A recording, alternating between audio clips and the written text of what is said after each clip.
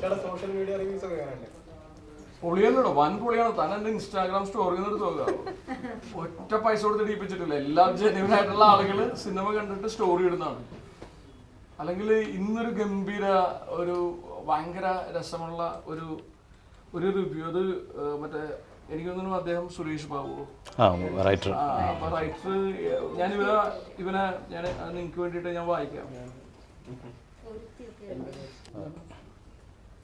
2024 നേരുള്ളതാക്കാൻ എല്ലാവരും ആട്ടം കാണുക. എന്തൊരു സിനിമയാണിത്!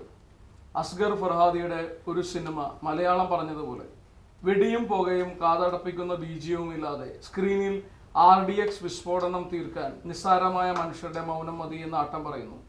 12 പുരുഷന്മാരും ഒരു സ്ത്രീയും സംസാരിച്ചു തുടങ്ങുമ്പോൾ കോട്ടകയിൽ ഗന്ധകം മണക്കും, പുറത്ത് കാറ്റടിക്കും, മഴ മുഴങ്ങും. ആനന്ദ് ദേഗശ്രീയും കൂട്ടുകാരും മലയാള സിനിമയിൽ വിപ്ലവം സൃഷ്ടിച്ചിരിക്കുന്നു. ആട്ടം കാണാൻ KG ജോർജ് കൂടെ ഉണ്ടായിരുന്നെങ്കിൽ ഇതിൽ നല്ല റിവ്യൂ ഉണ്ടോ?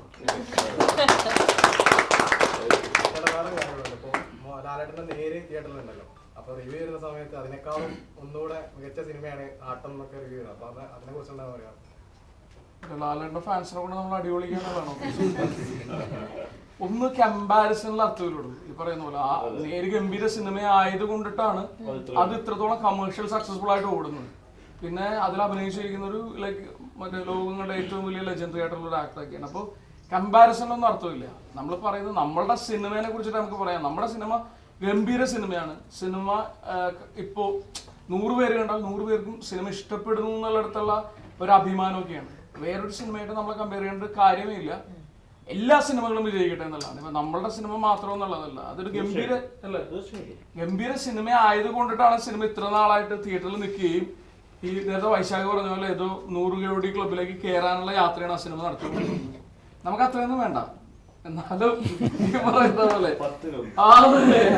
100 കോടി 50 കോടി ഒന്നും ഇവിടെ എടുക്കുന്നില്ല. പക്ഷെ ഏറ്റവും കൂടുതൽ ആളുകൾ കാണുക എന്നുള്ളതാണ് സ്വപ്നം. ഈ തിയേറ്ററിൽ വന്നിട്ട് ഏറ്റവും കൂടുതൽ നമ്മൾ കഴിഞ്ഞ ദിവസം തിയേറ്റർ വിസിറ്റ് ഒക്കെ നടത്തുമ്പോൾ ഏറ്റവും സന്തോഷം എന്താണെന്ന് വെച്ച് കഴിഞ്ഞാൽ ആളുകൾ ഒരുപാട് ഇടങ്ങളിൽ ചിരിക്കുന്നു, ഒരുപാട് കയ്യടികൾ, സിനിമ കഴിയുമ്പോൾ ഉള്ള ആളുകൾ എഴുന്നേറ്റ് നിന്ന് കൈയടിക്കുന്നു എന്ന് പറയുന്ന പരിപാടിയൊക്കെ ഉണ്ടല്ലോ. നമുക്ക് അതൊക്കെ മതി, ഹാപ്പിയാണ്. വേണ്ട 100 കോടി വേണ്ട.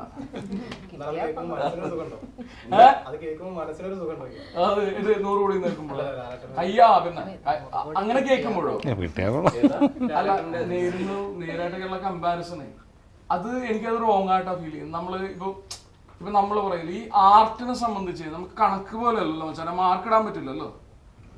ഇപ്പൊ ഞാൻ അങ്ങനെയാണ് നോക്കി കാണുന്നത്. ആർട്ടിൽ നമുക്ക് മാർക്ക് ഇടാൻ പറ്റില്ല, ഫോർമുല ഇല്ല.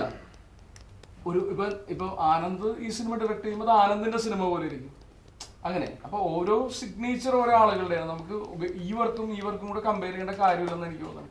പ്രത്യേകിച്ച് അത്ര ഈ പറയുന്ന പോലെ വലിയൊരു ഭയങ്കര ഹിറ്റ് മേക്കർ ആയിട്ടുള്ള ഒരു ഫിലിം മേക്കറിന്റെ സിനിമയും നമ്മുടെ സിനിമ ആളുകൾ ഗംഭീരം എന്ന് പറയുന്നു, കാണുന്ന ആളുകൾ ഹാപ്പി ആവുന്നു, അവർ കൂടുതൽ ആളുകളിലേക്ക് സിനിമ എത്തിക്കുന്നു, നമ്മളുടെ ഷോസ് കൂടുന്നു, നമ്പർ ഓഫ് ഷോസ് കൂടുന്നു, നമ്പർ ഓഫ് തിയേറ്റേഴ്സ് കൂടുന്നു, കൂടുതൽ കളക്ഷൻ വരുന്നു.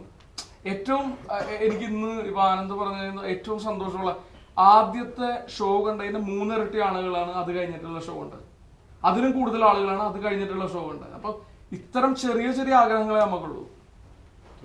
മാത്രമല്ല ഇപ്പൊ നേരെന്ന് പറയുന്നതിൽ ഗംഭീര സിനിമ വിജയിക്കുന്നത് കൊണ്ടാണ് നമ്മുടെ സിനിമയ്ക്ക് വിജയം വരുന്നത്. അതുകൊണ്ടാണ് ആളുകൾ തിയേറ്ററിലേക്ക് പോകുന്നത്. ആ കൾച്ചർ ഉണ്ടാകുന്നതുകൊണ്ടാണ് മറ്റു സിനിമ വിജയിക്കുന്നത്.